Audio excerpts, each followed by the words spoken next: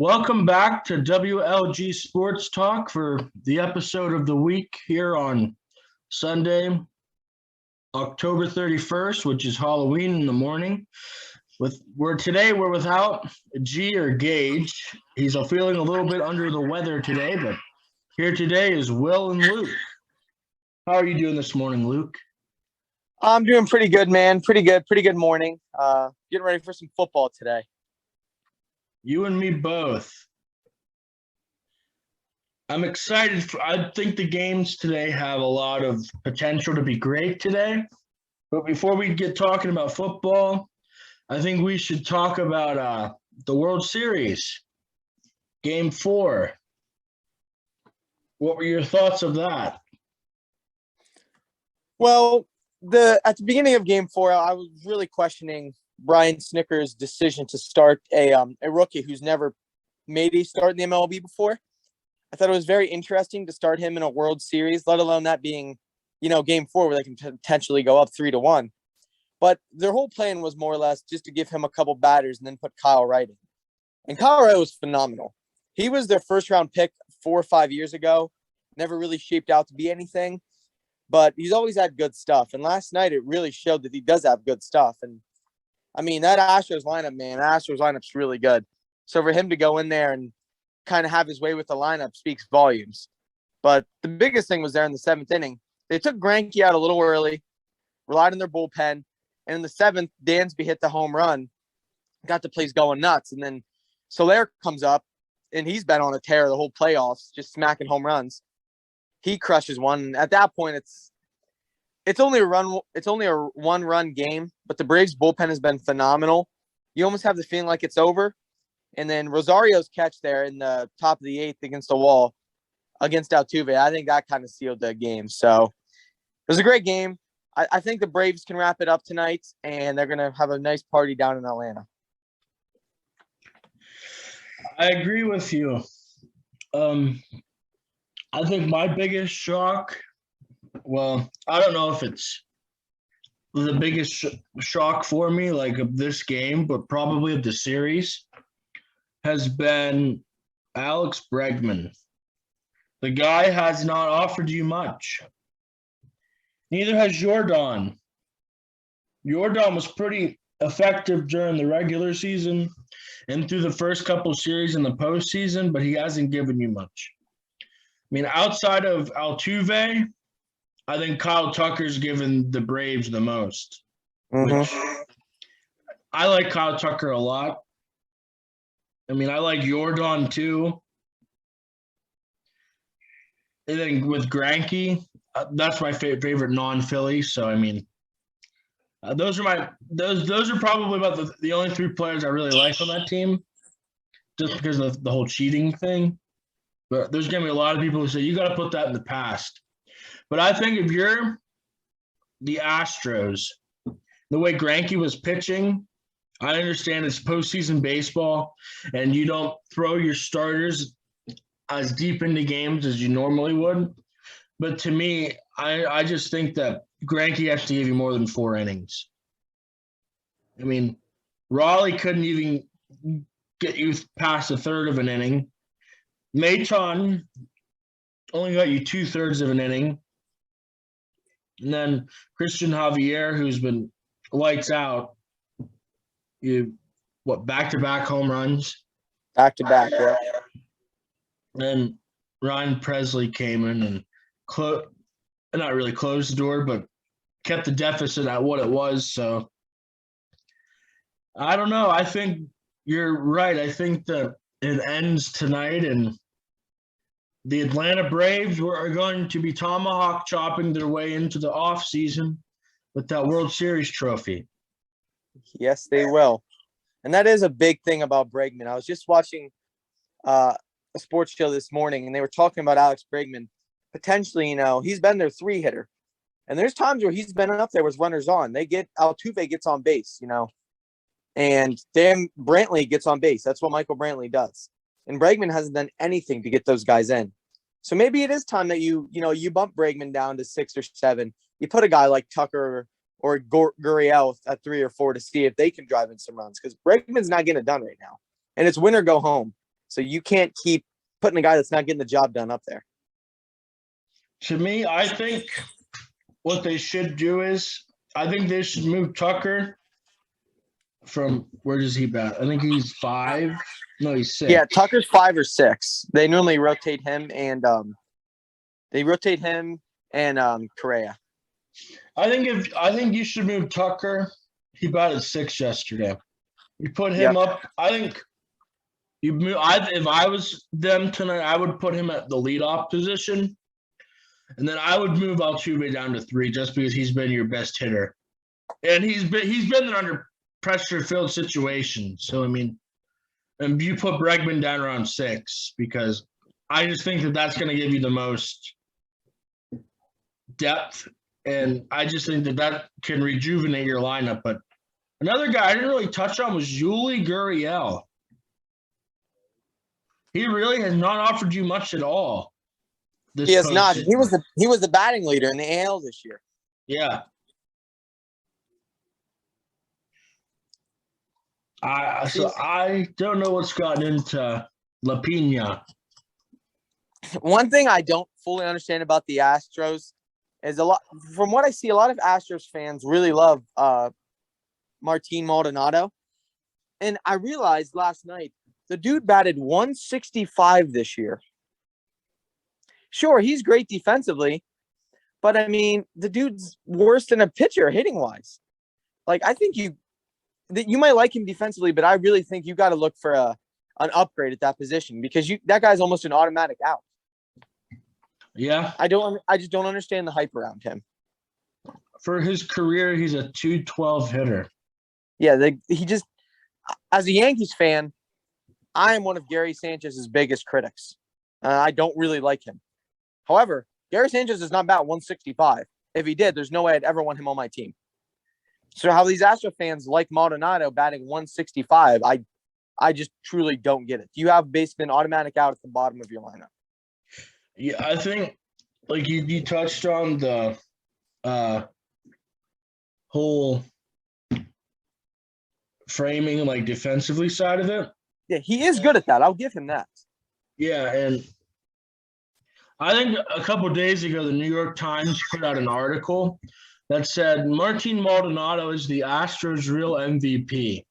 And I don't know how you're a publicly national syndicated magazine or news article like the New York Times and you put something out along the lines of Martin Maldonado is the Astros' real MVP. Like, what? Who the hell is saying something like that? That's outrageous. That is pretty outrageous. Yeah. Yes, it is. Yeah, I would have to disagree heavily on that statement. Yeah, I don't know. He just says, I just don't think he gives you much. I mean, I get it. The catcher position historically is not really known for their hitting, but he's not hitting for average. He's a well below average hitter. He's not giving you many home runs. I mean, he's giving you 12 and 36 ribbies. His OPS is well below 600. I don't know. Jason Castro, who is their backup catcher, is actually a much better hitter than Maldonado. Now, defensively, yeah, he's probably not as good. But I think there's times late in games where you should probably pinch hit Castro for Maldonado. Yeah. He's not a bad hitter. I agree with you. I just don't know what is so great about Maldonado.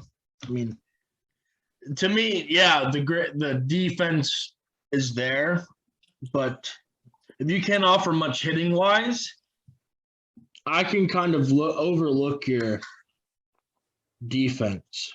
Exactly, because you could have the world's best outfielder.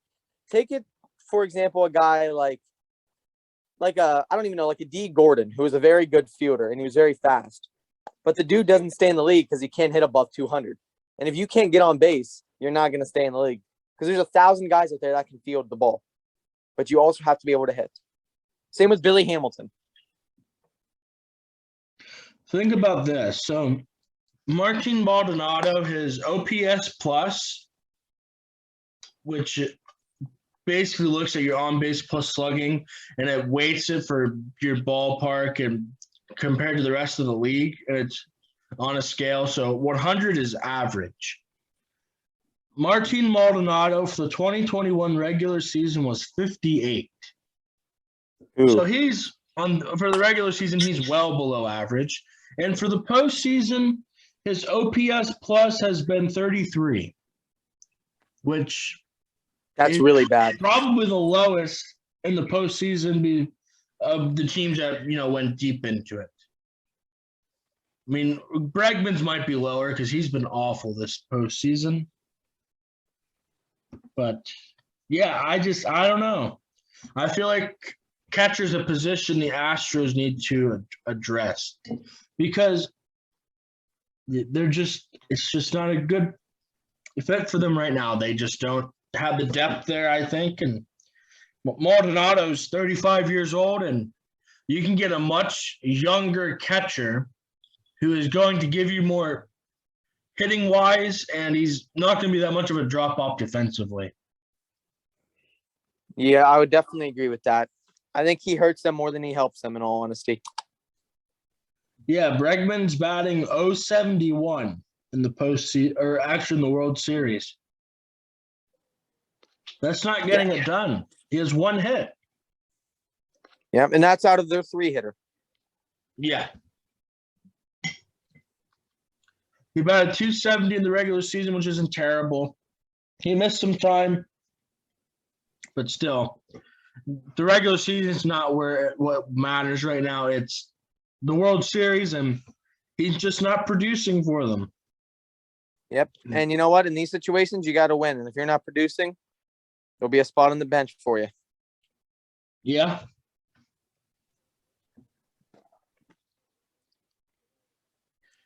But yeah, I think that the Astros when they look back on this time, they're going to think we should have used Zach Greinke more.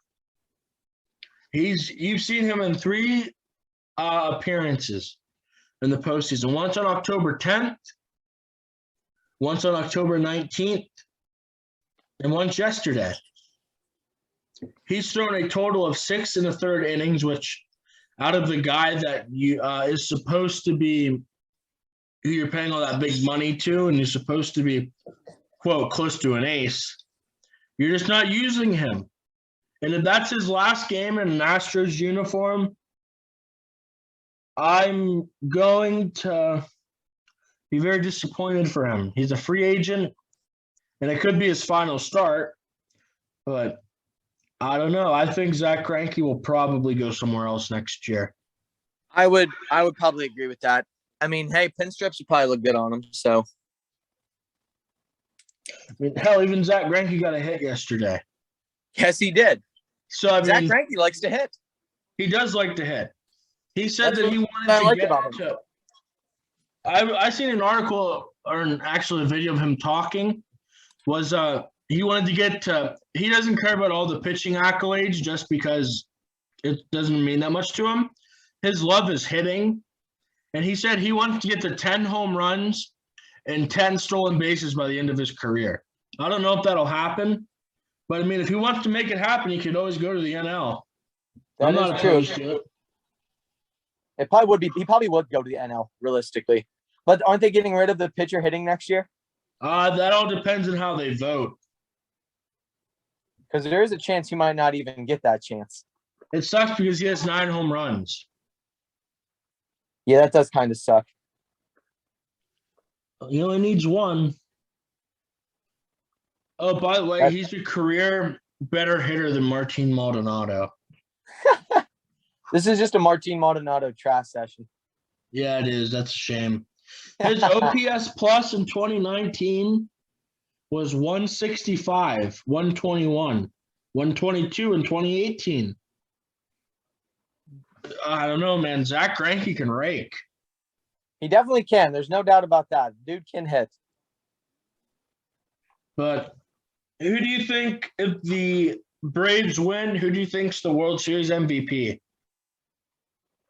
So I thought about this for a while. I'm still kind of thinking about it, but in all reality, there's one guy that like has produced, and I know it's just for the World Series. It's not for the NLDS and the NLCS. It's just World Series. But I got to go with Eddie Rosario. I mean, you talk about a dude. First of all, when they traded for him, they traded Pablo Sandoval, who was, a backup. Eddie Rosario was hurt at the time. He didn't even play the first month that he was in on the Braves. The dude's been hitting. He's been really clutch. He took over the leadoff spot. And not only that, his glove has been phenomenal. That catch he made last night on Altuve, he might have saved the game. So Austin Riley has also been really impressive. And if he wins it, I wouldn't be upset. But I got to go with Eddie Rosario. And I still think that was the trade of the year. They got their outfield guy. Again, he's no Acuna. He's not as good as Acuna. But he fills the role of Acuna very well. And they gave up next to nothing for him, really. Like Pablo Sandoval wasn't going to play for them. So I have to give it to Eddie Rosario. Honorable mention Will Smith because he's been unhittable. Same with old Tyler Maztek, also known as Nutsack. He's been really good. But I got to go with Eddie Rosario. Have to. Again, the guys I mentioned like Riley and even Will Smith, if they won, I wouldn't be mad. But I think Eddie Rosario is probably the guy who's going to get it. Yeah, I think it's definitive. It's Eddie Rosario. I think the only way that would change is if this somehow goes to 7 games. Yep. And like somebody hits a walk-off or whatever. Well, I guess they really can't hit a walk-off since Game 7 will be in Houston, but they hit the go-ahead homer or something to clinch it.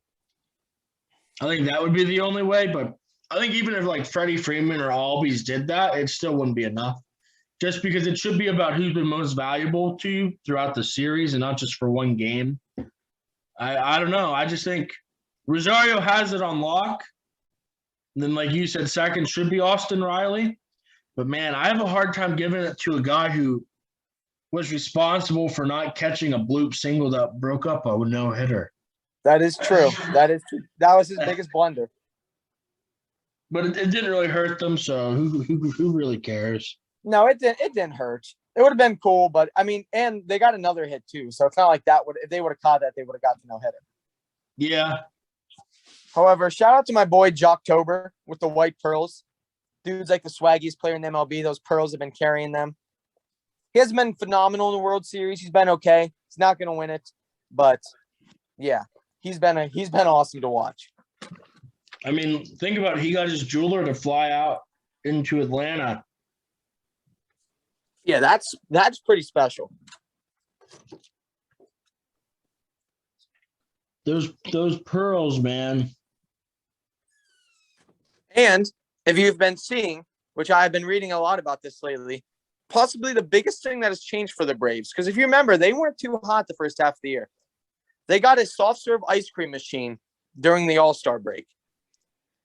And they've been kind of rallying around it, which is kind of weird. If you look at Jock Peterson 2 years ago to now, he probably eats like 3 ice cream cones after every game because the dude's gotten kind of big. But that ice cream machine, man, that's their like thing that gets them hyped. So shout out to soft serve ice cream machine. Yeah. When you look around baseball, there's a lot of different teams who have stuff like that. Yeah, the Yankees had a little turtle. Yeah. Hell, certain players have invisible parrots that they walk around the bases. And yeah, that is true. Some teams rally behind bamboo plants and home run hats. But I think the soft serve ice cream one might be the best one. Just because you can get some delight out of it. You're not getting delight out of a bamboo plant. No, but you know that if you play a good game, you got that soft serve ice cream machine waiting for you. Man, that'll get you pretty amped up. Yeah, yes, it would. That's funny. It is. It is pretty funny. It's very childish, but that's what baseball is. Baseball is a kid's game. Yes, it is. But as we move away from baseball into the National Football League, we'll start to look at the predictions. What did you think of the Thursday night game? Did you get to see much into it? Yeah, I watched a good amount of it. It's pretty actually crazy to think about what the Packers did. Because if you think about it, they were playing what some people would say is the best team in football, which would be the Arizona Cardinals. They were undefeated. They have a lot of weapons. And Aaron Rodgers goes there, beats the Cardinals without Devontae Adams, without Alan Lazard, which those are questionably his top two receivers. And he beats them, which is very impressive. I mean, Randall Cobb, who's finally came back to Green Bay, which is where he belongs, played well. He caught 2 touchdown passes. And even the running game for them wasn't great. Aaron Jones didn't have a great game. A.J. Dillon, however, had a pretty solid game. A.J. Dillon is a great backup. So I think that's a very impressive win. Kyler Murray didn't look very good. I think he threw a couple picks. I know that there's a lot of controversy in the last play of the game where A.J. Green should have caught that touchdown pass, so on and so forth, whatever. But the Packers held DeAndre Hopkins to 2 receptions, which is nuts because DeAndre Hopkins, in my opinion, is the best receiver in the league. So to hold a guy like that to just 2 catches is impressive. So I'd say that's easily the Packers' best win of the year. Don't know if they'll get a better win than that. But, yeah, I was very impressed with the Packers. Aaron Rodgers kind of showed, yeah, I had a bad week 1, but who cares? I'm Aaron Rodgers. I'm that guy. I'll be fine. And he is. So, yeah, that's a great win for the Packers. Yeah. And to me, Aaron Rodgers, his completion percentage was just a little above 50%, probably right around 58% because he was 22 of 37. I think the real good key story for the Packers is their defense. Their defense was phenomenal. And Kyler Murray had no lanes to run in. I mean, that's a big part of his game. Like you said, he threw 2 picks. James Conner and Edmonds were the only real keys to scoring for them. I mean, how about a hell of a year for James Conner with the touchdowns? I don't know if he's really offering you much yardage-wise, but he's sure as hell is scoring a lot of touchdowns. Holy cow. Yeah, a lot of respect for James Conner. Good. That guy deserves it. I'm a big James Conner fan. Did Pittsburgh give up on him too early? Maybe. I mean, Najee Harris is – when you have a guy like Najee Harris, you're probably going to take him over James Conner any day of the week, which makes sense. But, it's good for him. Maybe he's found a home in Arizona because dude's a workhorse, and he's been through a lot. So I like to see that. Yeah, I mean, even Zach Ertz, he's started to have a little bit of a better year than he did have in Philly. That's a team who gave up on a player. But I agree. I don't like that trade at all. But to me, what I get from this game is going into this week, I was one of those people who said the Cardinals were the best team in football. And you look at it based on their record and the way they've manhandled some teams this season. But with this game, I don't know if this tells me much about, the Pack. It doesn't really shock me just because of the way the Packers bounced back from week 1. And I can't really hold that against them just because it's week 1 and you're starting to get into the groove of things. But as of now, you're starting to see who the best teams are. But I still don't know if I can – I'm not going to call the Cardinals the best team in football. And I can't give it to the Packers. I'll say who I think it is later on in the show. But we can get into the Sunday games. And the first one on the clock for today will be the Panthers and the Falcons at 1 o'clock. So this one's a bit of an interesting game. The Panthers started off really hot, and I was like, wow, Sam Darnold, he's going to help them. But he has looked really bad the last couple weeks, especially against the Giants. He looked very bad. The Falcons are an interesting team. I mean, I like Matt Ryan. I think he's pretty good. Calvin Ridley's good. Kyle Pitts is, coming along. I'm gonna go Falcons this game. The only thing that makes me a little questionable is Stephon Gilmore is playing for the Panthers today. He's a difference maker no matter what way you look at it. Why the Patriots traded him, I'm not quite sure. Probably because they don't want to pay him all that big money. I don't know. But I'm going to go with Falcons in a weird game, 25-13. When I look at this game, I see a quarterback who is struggling right now in Sam Darnold. Yeah. I'm a big Sam Darnold guy. If Gage was here, he'd tell me that I'm foolish for my thoughts on Sam Darnold.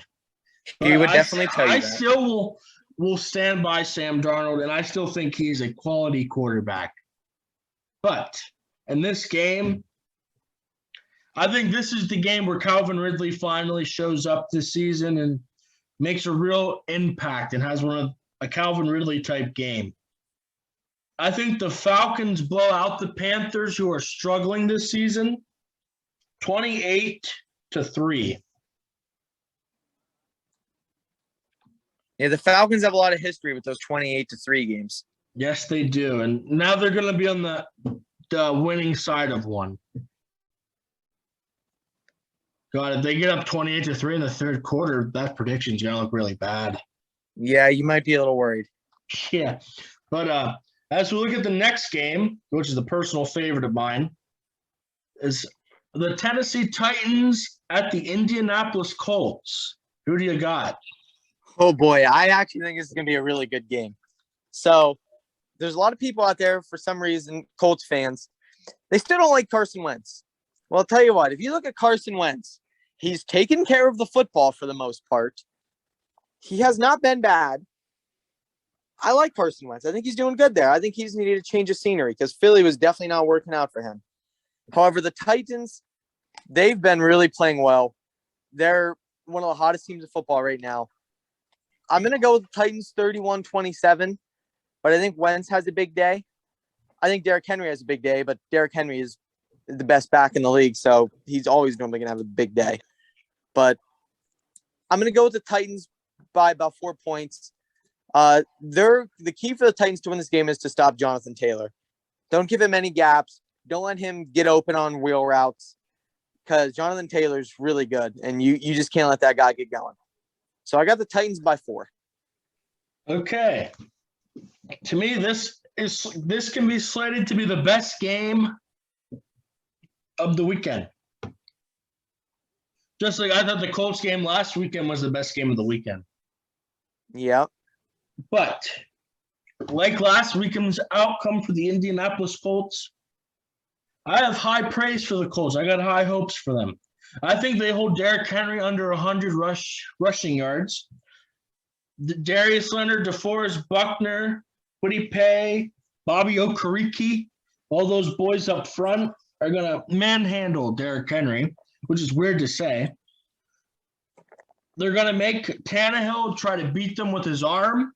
And when you do that, when you have Julio and A.J. Brown, Julio is playing, right? Correct. No, he's not. He's out. A.J. Brown's playing? A.J. Brown is playing. Julio is not. Okay. You'll make A.J. Brown try to Tannehill try to beat you with his arm. And with the way that Colts secondary is at the moment, with how depleted they are, I think they're just gonna stack the box and say you're gonna have to beat us with your arm. And I think the Titans will put up points. I think this game is a shootout. I think it's going to be 31-35. The Indianapolis Colts get a win in their house. Jonathan Taylor rushes for over 150 yards, and Carson Wentz has a big day. I don't hate that. I mean, this is the battle of the two rushing leaders in the NFL this season. And to me, I know a lot of people were saying Jonathan Taylor is going to be a bust. He's overrated. I don't know, man. That guy is something special. I do like Jonathan Taylor. He is very good. But as we get into the next game of the week, it's the Dolphins versus the Bills. Oh. Well, I'm doing it right here. I'm going with my guarantee of the week. I'm going to guarantee a Bills victory, and I'm guaranteeing a Bills victory by more than 10 points. The Dolphins look like a mess. I actually had high hopes for the Dolphins. They're basically all gone. And a big reason is their wide receiving core is just not good. Like, Devontae Parker hasn't done much of anything. Jalen Waddle is probably their best receiver at this point, in my opinion. Tua's been very just, not really a guy that you drafted to be your franchise quarterback. The Bills are really good. I like the Bills a lot. I think they'll win the AFC this year, in my opinion. I got the Bills 38-17. I think I like that score. I think we said we were going to add a little bit of fantasy flair into this. Yes. I think a lock this week is Josh Allen. Josh Allen is going to have a big day fantasy-wise, so if you have Josh Allen, you better start him. I think the Bills win by, what you said, 31-17? 38. 38-17. So a 21-point cushion. I think the Bills score over 40. I'm thinking 45-14. I think See, this is a blowout. Going back to what you said about fantasy, I'm praying to God Carson Wentz has a big game today because I have him in fantasy, and I don't want to lose. So I'm really a Carson Wentz fan today because I need him to produce. I need it. So, and I think he will because his fantasy numbers, he scored 20+, and I think 5 of the 7 weeks or 5 of the 6 weeks so far. So Carson Wentz, fantasy-wise, is not a bad pickup by any means. Yeah, and I think Stephon Diggs will have a big week this week. Yes, Stephon Diggs is that guy. I think he has big weeks almost every week. But I said the same thing about DeAndre Hopkins, and he got locked down. So I could be wrong. One, Michael Pittman Jr. I think he has a big week this week. Yeah, I'm not too big on him, but it could happen. But as we look at the next game, it's a chance for another blowout. The Bengals and the Jets. Shoot, I should have made this one my lock of the week. So, as a Steelers fan, I don't like to root for teams in my division just because that's stupid. But the Bengals are really hard not to root for. Jamar Chase and Joe Burrow are must-watch football. They're so fun to watch. Joe Burrow is very good. Jamar Chase is very good. At the beginning of the season, people kind of criticized Jamar Chase, and I thought it was stupid because, one, it's preseason. The dude didn't even play football last year. Don't be so quick to judge somebody. And he's shutting everybody up. He's been phenomenal. Joe Burrow might be the best quarterback in that division. In my opinion, I think he is. But I like the Bengals by a lot. I mean, the Jets are starting a quarterback I've never even heard of before in my life. He sounds like a created player on Madden. I'm going Bengals 38-10. I think the Jets might get a touchdown somewhere. Maybe Michael Carter runs one in. I don't know. But no, the Bengals, they're really fun to watch. And I think they're going to be a pretty good team for the next 5-10 years if they stay healthy because they have a lot of weapons. T. Higgins, too. T. Higgins is a very good receiver. Yes, after what the Bengals did last week to the Ravens, I think they turned some heads. Definitely. I think the Bengals going up to New York, I think they take a little bit of a step back this week. No, they're obviously going to win, and it's going to be big. But I think it goes 24-7. I think Joe Flacco's starting for the Jets. Oh, is he? I think he might be. So I think that doesn't change my prediction. What's that? That does not change my prediction at all. Yeah, I mean, it doesn't make a difference, but still. But yeah, I think 24-7. The Bengals take a step back, but Jamar Chase still gets his numbers and he catches 2 touchdown passes. Yeah, I feel like that's pretty safe. With the next week, or game of the week, the Pittsburgh Steelers take on the Cleveland Browns. Oh, I can't wait to talk about this one. Who do you got? All right. First and foremost, I have to say this. I saw yesterday that the Browns are starting Baker Mayfield. And as a Steelers fan, I could not be any happier with this decision. First of all, Baker Mayfield has been very average this year, to say the very best about him. He's been average. Second of all, he's hurt. Like, he's banged up. I don't think you should start him. And the Steelers defense gets to the quarterback. If you put a banged up quarterback in there, I mean, look what happened last year. You had Drew Lock in there. Everyone was hyping up Drew Lock, and he was kind of hurt. And they said, oh, no, he'll play. And Pittsburgh basically ruined the man. So I am very happy they're playing Baker Mayfield because I don't think he's going to produce. I'm not sure who's playing for the Browns. Last week, they were all sorts of banged up. Chubb is playing. So, I mean, that helps them. Receiving-wise, I'm not sure if OBJ or Jarvis is playing. I don't really care if they are. Jarvis is? Yes. Okay, I don't care about OBJ. He's been a shadow of himself. He's not even really someone I have to worry about. Pittsburgh is kind of almost fully healthy. Melvin Ingram is probably out today. Melvin Ingram apparently wants out of Pittsburgh. So, I mean, whatever. If you want out, go somewhere else. I have Pittsburgh winning. I don't think it's going to be a very high-scoring game. I'm not big on Pittsburgh's offense. I think Najee is going to get the ball a ton. They're going to throw to him. They're going to hand it off to him. He's probably going to get a crap ton of fantasy points. I have Pittsburgh winning 20-17. I think Najee scores a touchdown in the air and on the ground. And I think Boswell drains a couple field goals. Pittsburgh will probably pick off Baker twice. Minka's finally back. Hayden's back. I like Pittsburgh by 3 in this one. So you touched on Baker Mayfield. When I look at Baker Mayfield, I've never really looked at him as this great quarterback talent. I've never really been high on Baker Mayfield. Don't get me wrong, he's a good quarterback, but I don't know how much better than average he is. And to me, he's basically a little bit better Gardner Minshew. But that's just my take on Baker Mayfield. Like you, I think this is a low-scoring game. I think it's a Pittsburgh Steelers win, 13-7. I don't think there's many points being scored in this game.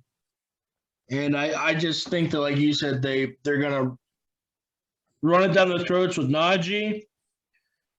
Big Ben's kind of a shell of himself. And he is, but he's very good at getting the ball to Najee in short field situations, and that's all he needs. Yes, but what quarterback isn't? Maybe Nathan Peterman. You're right, but another quick fantasy thing for this game. If you have Pat Freiermuth in a fantasy league, start him. Eric Ebron is not playing today, which means Pat Freiermuth is going to play. Pat Freiermuth has been very good, and Big Ben loves throwing to tight ends. So, an end zone, Pat Freiermuth is an end zone threat. So, look for a pretty decent game out of Pat Freiermuth today. Big Ben loves his Penn State tight ends. That he does. Freiermuth, Jesse James. Shouldn't have got rid of Jesse James. Yeah, I know. That was a while ago. But I'm just saying they have a history of it. But if you think about it, that school up there in Happy Valley has a hell of a talent of throwing together some quality tight ends. But the next game on the list is the Eagles and the Lions. What do you think? Oh, man. Bold prediction here. The Lions get the job done today. They're not going 0-6, 0-17. Dan Campbell is getting it done. Motor City Dan. But I'm gonna say something, and I know everyone's gonna think I'm stupid for saying this, especially Eagles fans, because I've had a lot of conversations with Eagles fans about this. Stop trash talking on Jalen Hurts. Is he great? No. Is he better than what you have? Definitely. If you think Gardner Minshew is better than Jalen Hurts, then you don't know what you're talking about. I think Jalen Hurts is going to get better as he plays. I'm still on the thing that I don't think the Eagles have any good receivers. I think Rager sucks. I'm not big on him at all. Devontae Smith is good, but he's still adapting to the NFL. Jalen Hurts doesn't really have a big arm to get him the ball. The thing that's the most disappointing to me about the Eagles is their run game. I thought Miles Sanders was due for a breakout year. He's been awful. He's about to lose his job to Kenneth Gainwell because Kenneth Gainwell hasn't been terrible. I don't know what's up with Miles Sanders. He doesn't look very good at all. Kenneth Gainwell's not terrible. I think he's going to take the job eventually here. But trading Ertz, I don't like at all. I think I get it. You have Goddard too. but get rid of Goddard. Ertz has been your franchise guy forever. Eagles fans love Zach Ertz. You made a lot of Eagles fans mad when you traded Zach Ertz. Like, trade Goddard. Don't trade Ertz. And the Lions have just been so freaking close to a win every week. Even against the Rams last week. Like I said, it wasn't a blowout. I still don't think Jared Goff is that bad. Now, his weapons are awful. Their best weapon is DeAndre Swift, who's been pretty good. But like Quintez Cephas, they have Amon-Ra, or the St. Brown boy. He's okay. But this game's going to be kind of ugly in a way. There's not a lot of big players playing. 24-21 Lions. They get it done. You know, before you said that, honest to God, this was going to be my guarantee of the week. But I'm going to hold that for a little while. Okay. But this game is in Detroit, Michigan at the Ford Field or whatever the hell they call that place. The Lions fans are in the need for a win. They were the first team to go 0-16. They don't want to be the first team to go 0-17. No, they do not. This I believe going forward for the near future may be their best chance at a win. I'm not an Eagles fan by any means, and I think they lose today 17-14. But I am a guy who has been a big proponent of down-talking Jalen Hurts. I just don't think Jalen Hurts is that good. Is Minshew better? No, he is not. I think Carson Wentz is better. But that's just my point. I'm a Colts fan who's praying to God Carson Wentz remains healthy and can stay good. So there's probably a little bit of that in there. But the Lions get Motor City Dan Campbell, his very first win. And watch the press conference afterwards because that guy is going to be lit up. Oh, he is. He is going to be having a good time. That guy can throw a freaking press conference. That guy is a unit. He is fun to watch. But the Lions get the job done today, 17-14, and Detroit finally gets a win on back-to-back days. When's the last time we seen the Pistons and the Lions get back-to-back wins? I bet you it's been a while. Man, I pray for Detroit sports fans everywhere. Yeah. At least the Tigers are kind of on the up cup. Maybe. We'll see. Well, the next game of the week, they just keep getting better and better. Another game scheduled for 1 o'clock. The Rams and the Texans. Oh, my God. You know, at this point, I'm convinced that they don't put any good games on at 1 o'clock because this is awful. I'm not going to talk about this much. 48-10 Rams. Texans suck. Everything about them sucks. They're not good. Yeah. Even Davis Rams by a lot. Stills is awful. That guy is not good. You're back there. If they have a backup, they should play him because that Mills or whatever his name is sucks. He's so bad. He is awful. He's the second coming of Nathan Peterman. Yeah. Yeah, not a good game here. Like you said, this is a blowout, 35-10. The Rams, Stafford has a hell of a day for fantasy-wise. Cooper Kupp has a hell of a day. And Cooper Kupp is a dog. I think Brandon Cooks can have a big day just because they're going to have to be throwing the ball to him in garbage time. Maybe, but that Rams secondary. Yeah. I don't know. The next game at 1 o'clock, the 49ers and the Bears. Oh, boy. Well, I can't believe I'm saying this. Actually, I can. I can't believe it, but I can. The Bears are the most boringest team to watch in football. Easily. They're so boring. Like, they're not fun to watch at all. I thought Justin Fields, he had a good preseason. I was like, Justin Fields is going to be that guy. He's not. He's been bad. Their defense, who is supposed to be pretty good, has not. They can't run the ball. Well, David Montgomery could run the ball. I take it back. And Khalil Herbert wasn't terrible. But Montgomery's out. So everybody knows they're probably going to run with Khalil Herbert. He's okay, but he's not a big difference maker for you. You have guys like Allen Robinson and Darnell Mooney who are supposed to be pretty solid receivers, and they're terrible. Fantasy-wise, don't take either of them. Allen Robinson is good. Darnell Mooney's not bad. Don't take either of them in fantasy because Fields can't get them the ball. It's not going to be a good game. The Niners, I don't think, are great either, but they're a lot better than the Bears. So I don't know if Deebo Samuel is playing today. I think he's out actually with a calf injury. So that kind of helps the Bears a little bit. But I got, again, boring game, 24-10, 49ers. That makes sense. We talked about the Bears last week at length. Was it you or Gage who said, where the hell is Anthony Miller?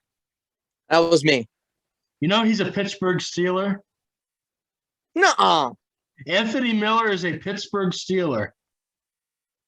When did that happen?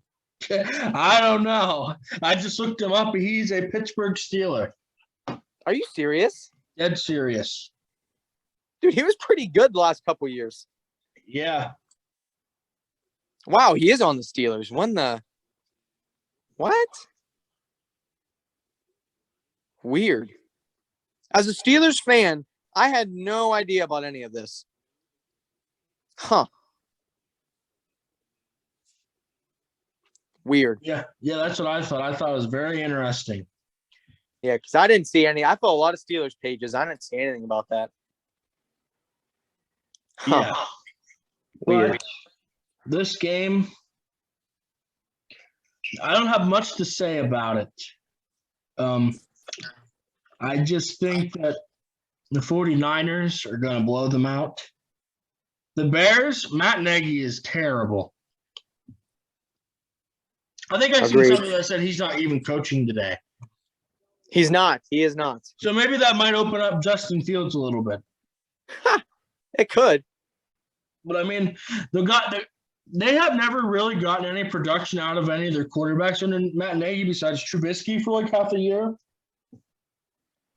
So it makes me kind of wonder, what the hell could Trubisky do on a different team? But I still think he's awful. But I think Justin Fields might run a little bit more today, but the Bears ultimately lose like 13-24. It's gonna be one of those games that you just don't tune into because it's gonna be a shit show. Yeah, and if you have any fantasy players for either teams, you're probably not getting a big production out of any of them. Yeah. I mean, George Kittle's hurt. He would be the only one I could see having a lot of fantasy points, but he's hurt. So yeah. Yep. The next game is the Jaguars and the Seahawks. Who do you got? Wow. That's a 4 o'clock game. Yeah, so, the Seahawks are not good. I'm sorry, Seahawks fans. You're not good. Geno Smith is not good. Listen, I used to be a humongous Cam Newton fan. Am I still? Not really. But do I think Cam Newton would be perfect for the Seahawks offense? Yes, I do. I really do. Geno Smith, I respect the dude. He's been through a lot. He's not going to help you at all. He's not going to win you games. I'm not sure if Alex Collins is playing. I think he's questionable at the moment. I think if he's not playing, they're definitely not going to win. I actually have Jacksonville picking up a win today. Trevor Lawrence is going to look good. Throw it to Marvin Jones Jr. 24-10. The Seahawks offense is really bad. 24-10. Jacksonville. Metcalf and Lockett are probably going to get pissed here pretty soon because Geno Smith doesn't know how to get either of them the ball. So I got the Jags winning this one. I got the Jags winning this one too. I think it's going to be a lower scoring. Yeah, 24 might be too much. Yeah, I'm thinking like along the lines of 17-12. Jaguars win. James Robinson has a hell of a day. If you have him, start him. He's going to have a hell of a day. Oh, I have him. Yeah, I tried to trade for him earlier in the week, so. Yeah, not a good trade request, though. But it's going to be great day for James Robinson. You can lock that in. But the next game, I like that. 425, I think this game is going to be the Fox America game of the week with Troy Aikman and whoever's going to fill in for Joe Buck. The Saints and the Buccaneers. Who do you got? Well, I'm going to be honest with you. I don't think this is a good game at all. No. I think I got the Buccaneers 38-10. I'm not sure who the hell those Saints were playing week one, but that's not who they are. They looked phenomenal week one. They haven't looked good since. Now, when we were talking earlier about who the best team in football is, I also said I would say it at some points. I'm saying the Bucs are the best team in football. Even as depleted they are in their defense, I still think they're the best team in football. They have so many weapons on offense. It's insane. You have the greatest quarterback of all time still doing what he's got to do. I think the Bucs are really freaking good.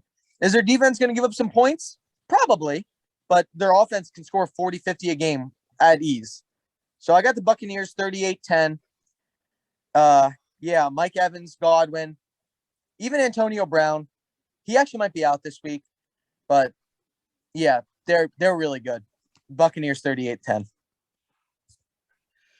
Yeah, I got Buccaneers 35, Saints 14. Not much going on here. Like you said, the Buccaneers are going to put up numbers. Brady's going to have a hell of a week. Kamara might get a couple touches. I don't think he's really going to do much because the Buccaneers front seven, I think, is pretty strong. Michael Thomas, I don't think's back yet. No, I think he's back after the bye week for them. So, yeah, this is going to probably be one of the worst games of the week. That'll be on like a midday game. I probably won't tune into this game. So, like I said, Buccaneers are going to destroy the Saints. Not really much to offer so far this week for games, but the next one gets even more ugly. The Washington football team is going to be taking on the Denver Broncos. Yeah. So, I know it's still early in the season, but you always got to think about, what NFL team was the biggest disappointment of the year? And if I'm going to be honest with you, I think the Washington football team has been the biggest disappointment of the year. I thought their defense was insanely good. And to be honest with you, their defense hasn't been that great this year. They have a lot of guys, but they're not really doing much. I know that Heineke's a cool story and whatever, but he is not a winning NFL quarterback. I'm sorry. He's a good backup, but he is not the guy you really want to run your franchise. Obviously, with what happened to Fitzpatrick, that's a shame. But I think I still might have to pick the football team because the Broncos don't give you much either. They started off good, but they also didn't play anybody. Teddy Bridgewater is not really a big fan of him. I got to go the football team 17-14. Again, kind of a boring game. Not a lot of offense going on with either team. I'd like to see Terry McLaurin get the ball more because he is a playmaker. But I'm gonna go the football team here in a close game, but I got them winning 17-13. Not a bad start. I got the Denver Broncos pulling this one out. 21-24. And I just think McLaurin will have a big day. The Broncos, they should be pissed off with the way they've been playing. Same with the Buccaneers, the football team. But I think the Broncos in Denver can get the win. I can see it happen. I will not be watching. I could definitely see it happening. But to me, this next game, Sunday Night Football, I think this is the game of the week. We've been getting spoiled lately with these Sunday night football games. It's going to be the Dallas Cowboys and the Vikings Minnesota suck. Vikings. Can't wait to talk about this. So, I'm not a Cowboys fan. I do kind of like them because I hate the Eagles, hate the Giants. They play them 4 times a year. I like Dak Prescott. Hold on. You're going to have to, speak up or something. You're kind of muffled. All right. Well, can you hear me now? Yeah. All right. So, like I was saying, I'm not exactly a Cowboys fan, but I normally always root for them because I don't like the Eagles and I don't like the Giants. I like Dak Prescott a lot. I think he deserves his money because he's good and he went through a crazy injury. And half of my fantasy team is Cowboys players. I have Zeke, I have Amari, I have CeeDee Lamb. I need them all to produce. I think when they're healthy, they have a top 3 offense in the NFL. You saw week 1 what they did to the Buccaneers, how good of a game that was, and how they scored with them every single time. The Vikings are interesting because they have talent. There's no doubt that there's talent on the Vikings team. You have Justin Jefferson, who is a stud. You have Adam Thielen, who is still pretty good. Kirk Cousins is not terrible. Dalvin Cook is good. I think this game is going to be pretty high scoring. Does Trevon Diggs get another interception? I say yes. I got the Cowboys 41-24. Big games for CD and for Zeke.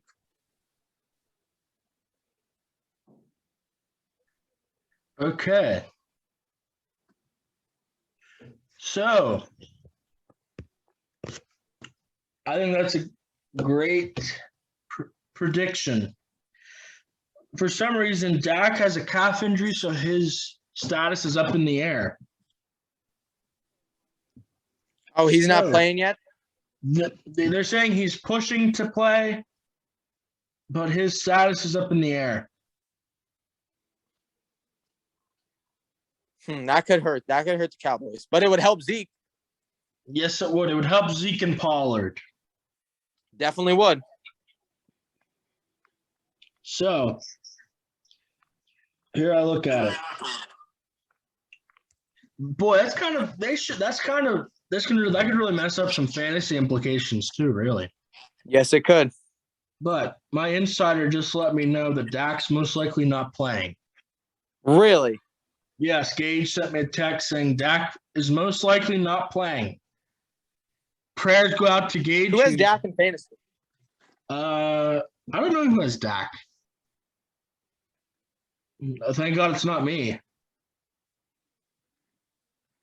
But when I look at this game, if Dak plays, to me, this is screw it. My guarantee of the week, the Cowboys win regardless. This could be an easy guarantee or it could be a stupid one. But we've gotten so far into this.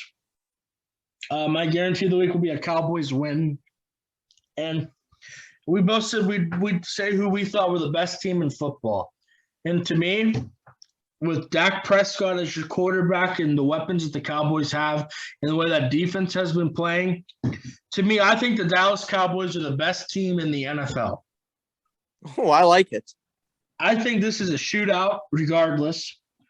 I think Justin Jefferson's going to get some touches. He's going to have a big game. Dalvin Cook is going to have a big game. Pollard and Zeke will do what they normally do. Lamb, Gallup, Amari Cooper will all have decent games. Dalton Schultz will even have a big game. That guy's been pretty well for them. So I think Cowboys win this game. What was your score? 41-24. I think this is a 38-31. Dallas Cowboys get the job done. I like it. I think that'll be the best game of the week. The Colts and Titans might be better, but could be. There's a potential that game could get ugly quick if the Colts come out slow. Could be. But the last game we can talk about for this week, and then we can probably touch on week 9 just for the Thursday night game because we don't normally touch on that. Monday Night Football tomorrow night, the Giants and the Chiefs. Who do you got? Normally, this would be an easy prediction. However, the Chiefs have not been looking very good. And I saw that both Tony and Golladay are going to play. Does that change my prediction? Not at all. But I don't think it's going to be a massive blowout. I definitely think the Chiefs are kind of pissed with the way they're playing. Patrick Mahomes is probably pissed. I said last week Patrick Mahomes is going to have a bounce-back game, and I couldn't have been more wrong. But I'm saying it again this week. I'm saying he has a bounce-back game. He's one of the best to do it. He's going to do it. I'm going to go 34-17 Chiefs. I think Mahomes plays well. He's going to get Hill and Kelsey involved. And, yeah, the Giants not having Saquon still hurts them a little bit. They could really use him right now. But I think Daniel Jones actually plays half decent. He has more of his weapons back. I actually kind of like Kadarius Toney. I mean, if he wasn't a criminal for punching people. Yeah, I think that the Giants kind of hang in there, but I still think the Chiefs win by a couple touchdowns. Okay. I think this game is going to be pretty close. I can't believe I'm saying that. If you would have told me this 4 weeks ago, I would have said, hell no, this is a blowout. Correct. But I think the Chiefs' defense is awful. Well, Devontae Booker is going to be the Giants' starting running back. Yes. That's an awful starting running back. That is terrible. That is bad. I think he gets some yardage. Tony and Golladay have great games. Daniel Jones has his best game of the year. Mahomes bounces back. The Giants' defense isn't terrible. They can force turnovers. They can keep them in games, but I think the Chiefs win by 7, 24-17. Mahomes has kind of a bounce-back game. Not a kind of game I'm going to really tune into on Monday night. Yeah. Agreed. But we can look at Week 9's Thursday night game. It's not going to take long. So the Jets and the Colts, who do you got? Jeez, you're right. It's not going to take long. Man, they just love putting terrible games on Thursday nights. Outside of this past Thursday night, I think every Thursday night game has been awful. I have the Colts winning 31-13, unless the Jets make some drastic changes in the next 4 days, which I don't see that happening. The Jets aren't really in a position to beat anybody. So, yeah, Colts 31-13.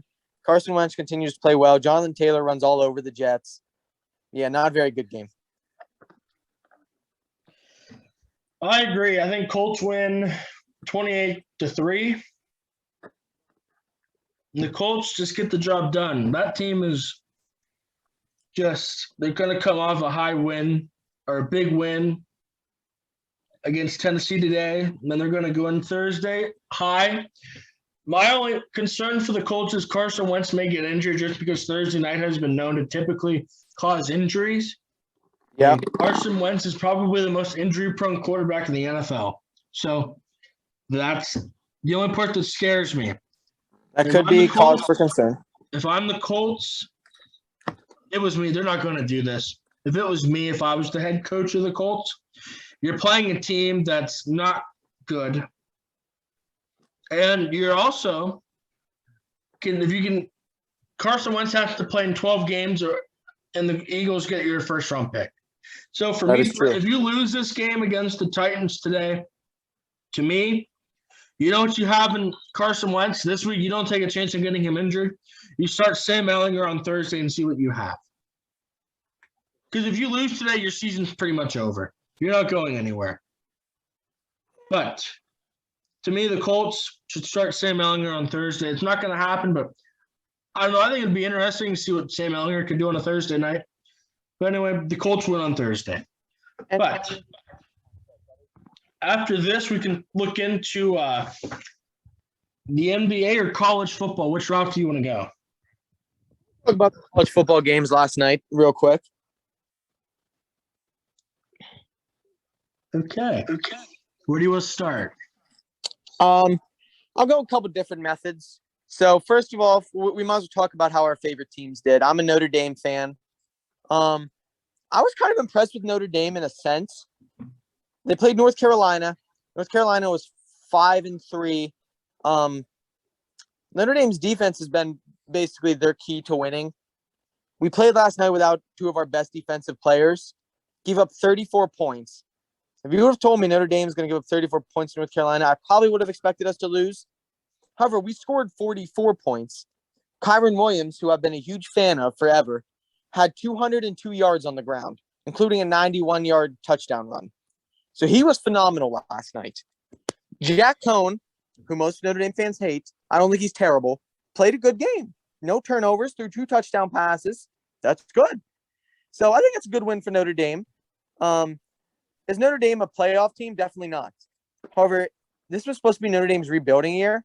And for them to be 7-1 in a rebuilding year, I'm pretty happy with where we're at. We lost to the number 2 team in the nation by 10 points. So as a Notre Dame fan, I'm pretty happy. Can't complain with anything. Go Irish. Don't really want to talk about this, but I have to. Penn State and Nittany Lions are my favorite football team in college football. When you just look at the stats, if you told me Sean Clifford was going to throw for 361 yards, the running backs were going to produce 2 rushing touchdowns. Well, Dotson has one, so I can't really count that as a rushing touchdown for a running back. But still, 2 rushing touchdowns. And you told me Dotson and Washington were both going to have almost double digits in catches and over 100 yards.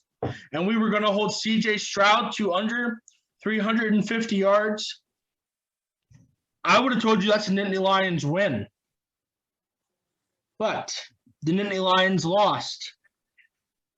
I didn't think it was going to be a blowout. I thought it was going to be close, and I had false hope that the Nittany Lions had a chance of winning.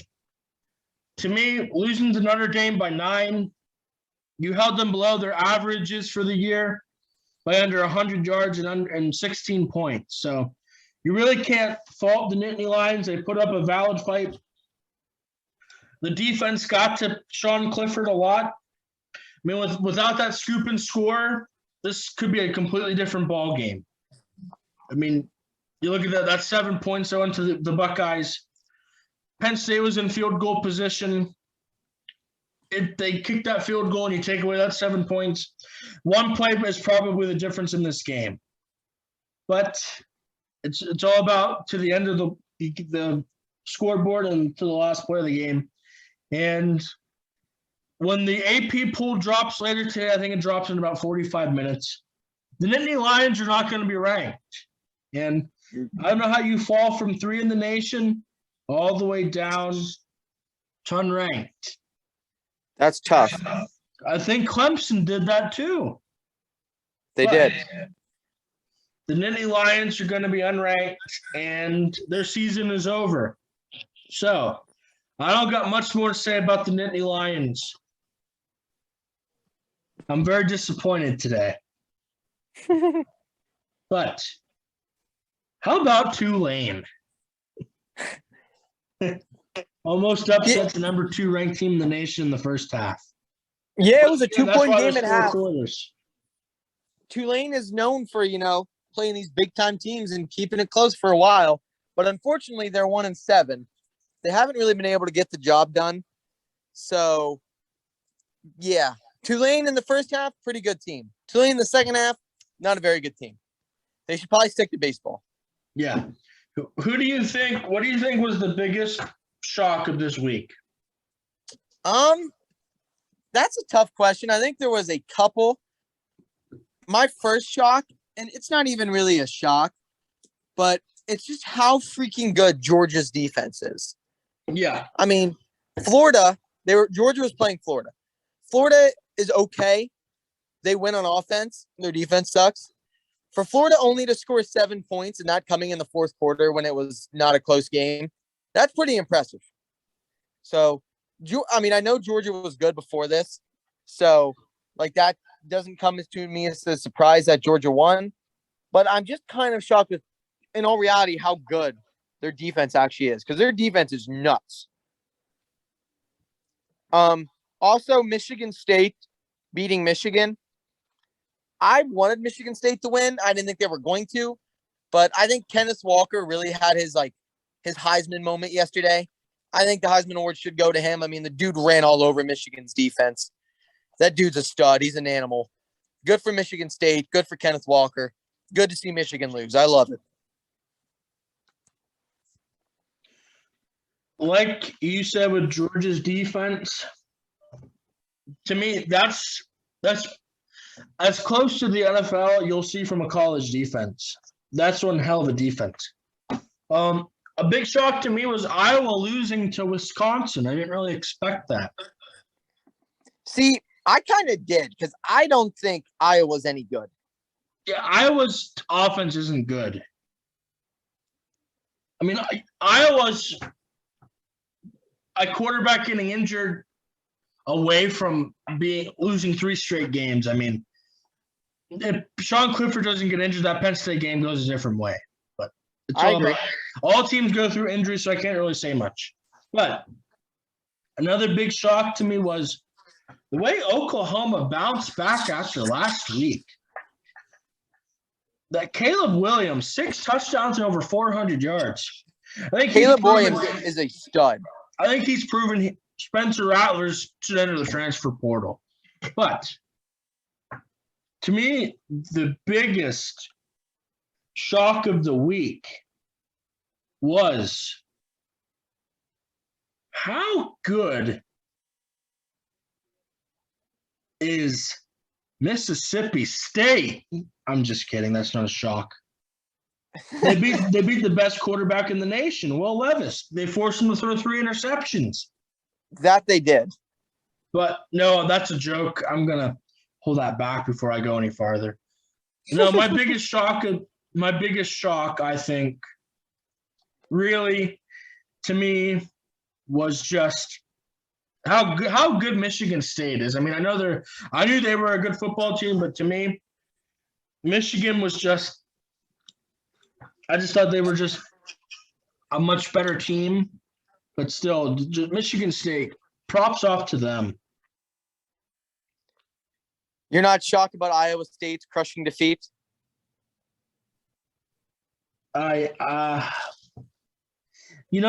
State, to me, they're a very disappointing team.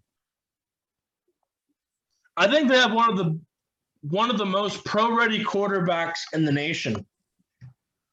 I'll tell you another hell of a player down there in Iowa State is Breece Hall. Yeah, Breece Hall is very good. He is good. Brock Purdy, to me, he's a pro-level caliber quarterback. I think he's one of the most ready ones. I'm not saying he's going to be good, but I think he'll get drafted. But Breece Hall, to me, is their entire offense almost. He's really good. Yeah, he is very good. I mean, he might be the best running back in the country. He's up there. Kyron Williams is good. Don't sleep on my guy Kyron Williams from Notre Dame. Oh, I won't. I was hoping I could have said Noah Cain was up there, but he's trash. Noah Cain is definitely trash. Love it might be the best running back they have. He might be, but that still isn't saying too much because I don't think he's all that great either. It's not. Clifford's their best running back, let's be honest. Theoretically, you might be correct.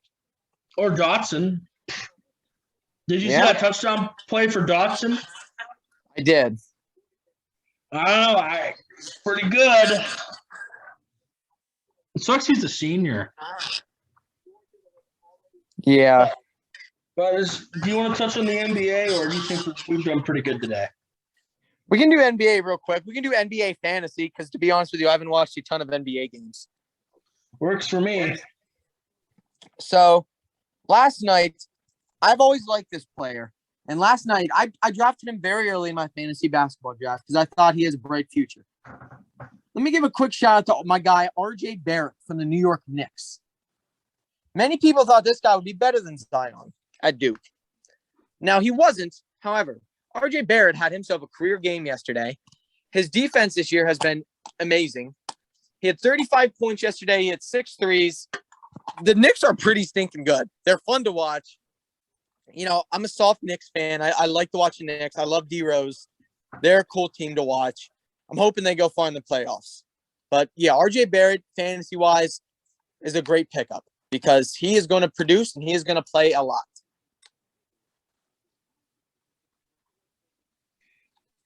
I like R.J. Barrett. If we want to talk about fantasy pickups, I made a fantasy pickup. I drafted this player 127th overall. Oh god. I'm not quite sure what round that would have been in. I think the Probably like seventh the or the eighth. eighth. But how good has Tyler Hero been? When you can get that kind of value in the 7th round of a fantasy basketball draft with a bunch of people who know, I believe, live and breathe and die for basketball. I'm assuming that. I don't really know the gentleman in that league very well. No, that's a pretty accurate statement. But how good has Tyler Hero been? Also, how good has Jimmy Butler been? If you can snag Jimmy Butler in fantasy football or basketball, you should try to do it because that guy is going to go off this season. But another big one has been Harrison Barnes. How good has Harrison Barnes been this season? I haven't got to see that coming. I mean, the dude's averaging 25 points a game, 10 rebounds. Is he really? Yeah. Wow. He's the 4th ranked small forward in fantasy right now. He has over 42 points a game.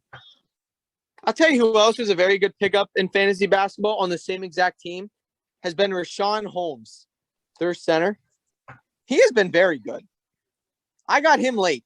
He's the number, looks like he's 13 right now in fantasy, but he averages 37 fantasy points a game. I got him with the 106th pick.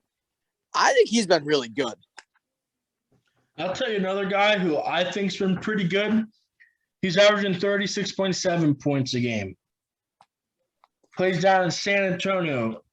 Jacob Poletto, whatever his name is. Jakob Poeltl. Yeah, Jakob Poeltl. That guy right there. He's been good. I didn't even want to draft him because he was trash last year. Yeah, I didn't think it was a great pick. I mean, the man's averaging 14 points, 10 rebounds, about 2 blocks, 3 assists, and a steal. The guy's an all-around talent. Good for him. Let me tell you about someone who has not been a good fantasy basketball pickup. Now, granted, I took this guy 150th overall, so it probably translates to about the 12th round. I mainly picked him because last year he was a top 10 pick in the draft. Didn't play a whole ton because he got hurt. But I said, you know what? He's not hurt this year. I'm going to take him. Well, so far he's given me -1, 7, 2, and 24. He's averaging 4 points a game. That's Killian Hayes from the Detroit Pistons. He was their first round pick last year. He's their starting point guard, and he gives you almost nothing. I'm going to get rid of him because he has been bad. I'll tell you another guy who's kind of disappointed me a little bit was I took him 63rd overall. And I like this guy a lot, but so far he hasn't really given me what I want from him. I'm willing to trade him. Tyrese Halliburton. I knew that's who you were going to say. I like him a lot. Comes from a great basketball school. Just an absolute unit of a basketball school. That's probably outlandish to say. But when those Cyclones know how to draw up some talent, the way I talk about the Cyclones, people will probably think I'm an Iowa State fan. But I'm not. And well, if you would check your fantasy basketball, you might have received a trade for him. Really? Maybe. I did receive a trade. There's a potential 6th man of the year winner in that trade offer. Dude, Jordan Clarkson. He's been pretty good. Okay. I'll get back to you on that. Yeah, we can do that at a separate time. Yes, but like I said last week, the Heat have looked good. Going to win the championship this year, for a fact. But like I said, I said go out and try to get Jimmy Butler. I'm trying to grab him. The guy who has him does not respond to my trades for some odd reason. No, he does not. I don't know why. I just don't know. I'll tell you this, in fantasy basketball, if you have either Jason Tatum or Jaylen Brown, please keep them because they're the only two players in the Celtics team that can actually score. They're going to get you a ton of fantasy points. If you have any other Celtics player, probably no point in keeping them because they're not very good. I'll tell you a guy on the Celtics I picked up. I drafted him 162nd overall.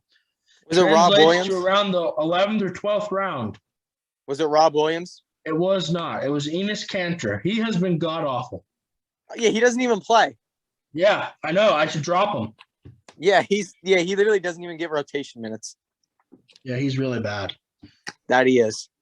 But I think the takeaways we can pull from this are Martin Maldonado is not liked on this podcast. Enes Kanter is trash.